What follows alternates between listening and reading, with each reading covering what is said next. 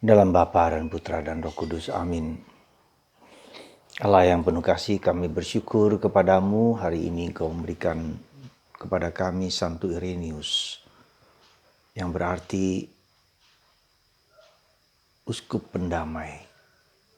Bantu kami ya Bapa untuk memahami arti kedamaian yang Kau berikan kepada kami. Berkatilah juga Presiden kami yang membawa misi perdamaian ke Ukraina dan Rusia. Semoga lewat beliau Engkau bekerja mendamaikan dunia. Terpujilah namamu kini dan sepanjang segala masa. Amin. Para saudaraku terkasih dalam Kristus. Hari ini kita diajak oleh Yesus untuk merenungkan tokoh Irenaeus. Seorang murid dari Yohanes Rasul. Yang menunjukkan kepada kita bahwa perdamaian adalah satu hal yang penting dan tanda bahwa Tuhan hadir dalam diri kita ketika kita berdamai dengan diri sendiri, berdamai dengan orang lain, berdamai dengan siapa saja. Seperti yang ditunjukkan oleh Santo Fransiskus Assisi.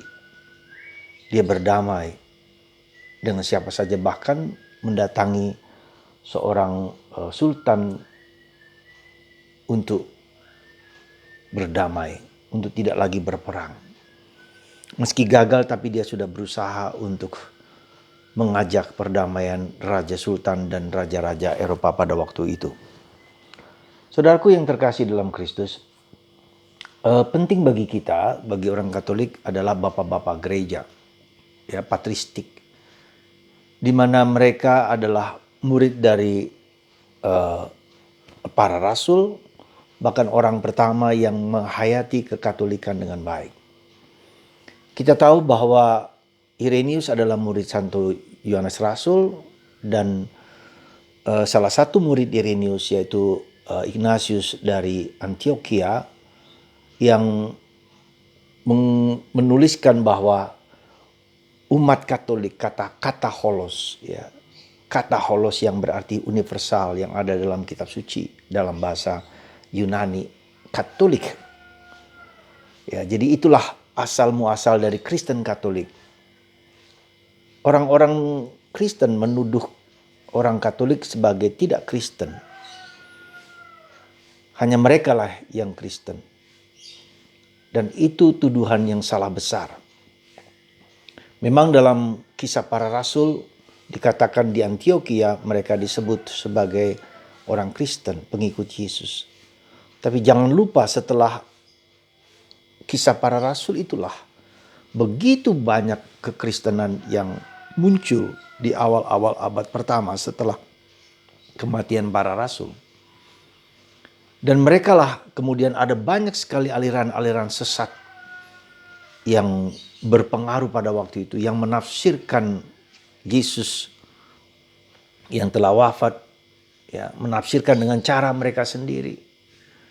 Dan aliran-aliran sesat itu begitu banyak, bahkan mempengaruhi orang-orang sampai ke Arab. Yang mereka salah satunya menganggap bahwa yang mati di salib itu bukanlah Yesus, tetapi seperti menyerupai Yesus. Dan itu sampai ke daerah Arab, sehingga mempengaruhi orang-orang Arab pada waktu itu sampai kepada agama Islam. Sampai sekarang mereka menganggap bahwa yang mati di salib itu bukan Yesus, tetapi pura-pura Yesus, ya, digantikan oleh para rasul. Jadi karena itulah maka kenapa gereja Kristen yang begitu banyak aliran itulah maka kita menyebut diri sebagai Katolik yang universal. Ya. Nah, bakal kita dilihat bahwa gereja Katolik yang universal di mana-mana semua sama, di Amerika, di Afrika, di Kutub Utara, di Kutub Selatan, di Indonesia, di Roma, semua sama. Ada universalitas yang ada di dalam gereja Katolik. Kalau gereja Kristen, misalnya gereja Kristen tertentu, misalnya AKBP, Sangirta Laut, Manado, Minahasa, ya, Mentawai, Nias, dan segala macam, terkotak-kotak oleh kepercayaan masing-masing oleh pendiri, yaitu manusia biasa, ya, seperti Luther, seperti Calvin, Zwingli, atau No Mention, Siapalah mereka? Nah, kita tetap dalam jalur yang benar, dalam diri para rasul dipimpin oleh Petrus sampai sekarang. Dipimpin oleh Paulus dan seterusnya. Jadi kontinuitas perjanjian lama, perjanjian baru oleh Yesus, ya, para rasul terutama dipimpin oleh Petrus dan seterusnya sampai ke Roma. Ya, sekarang ini di Vatikan.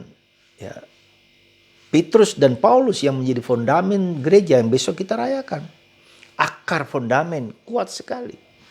Maka Yesus mengatakan kepada gereja Katolik tidak ada satu kuasa manapun yang dapat menghancurkan, bahkan dari neraka pun yang dapat menghancurkan batu karang ini. Dan itulah gereja kita Katolik.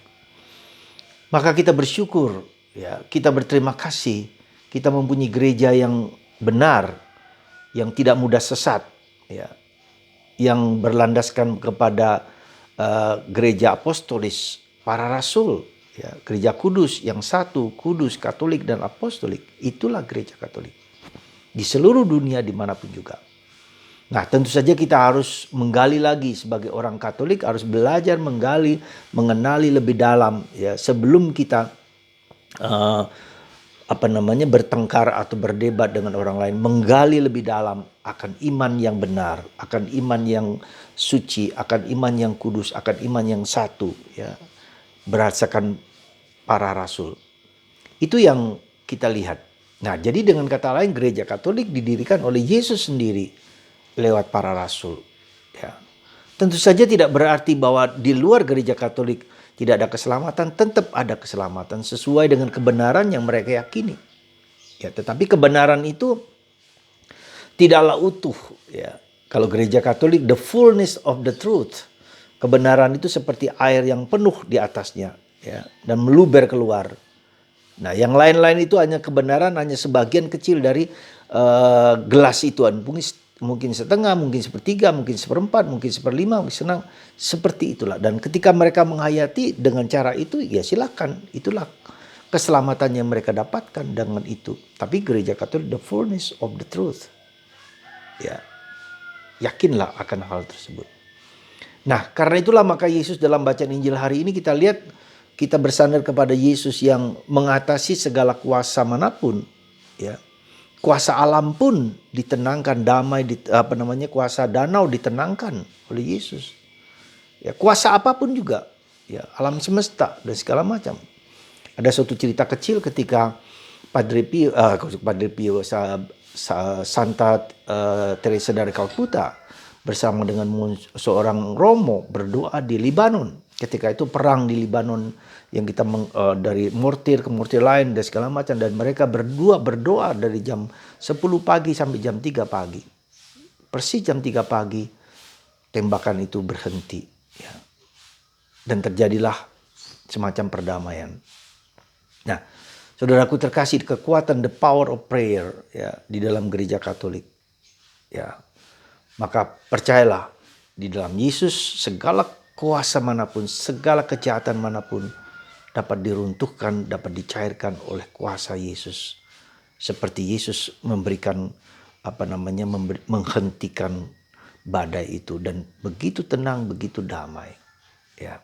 Semoga kita yang dirundung juga badai-badai kehidupan tetap mendasarkan diri kepada Yesus, menyerahkan diri kepada Yesus, dan mempersembahkan badai-badai kehidupan kita yang sangat sulit sekalipun, yang sangat berat sekalipun. Tetapi Yesus Alfa dan Omega, awal dan akhir. Ya, dialah menerangi, dan kita tunduk menyerah kepada kuasanya. Semoga kita semakin dikuatkan oleh keyakinan akan iman akan Yesus di dalam gereja Katolik. Dan kita juga berdoa untuk Presiden kita Jokowi yang sedang melakukan perjalanan muhibah perdamaian ke Ukraina dan Rusia.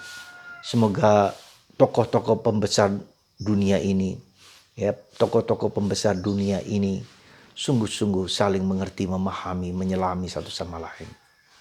Tuhan memberkati Presiden kita, memberkati Presiden Zelensky, memberkati Presiden Putin, dan siapa saja untuk duduk berdamai kembali. dan berdialog untuk menemukan yang terbaik dalam hidup mereka. Semoga Tuhan seperti Irenaeus menunjukkan perdamaian, pace et bene, damai dan kebaikan. Dan itu terjadi juga pada bangsa-bangsa dan kita semua. Tuhan memberkati kita semua. Dalam nama Bapa dan Putra dan Roh Kudus. Amin.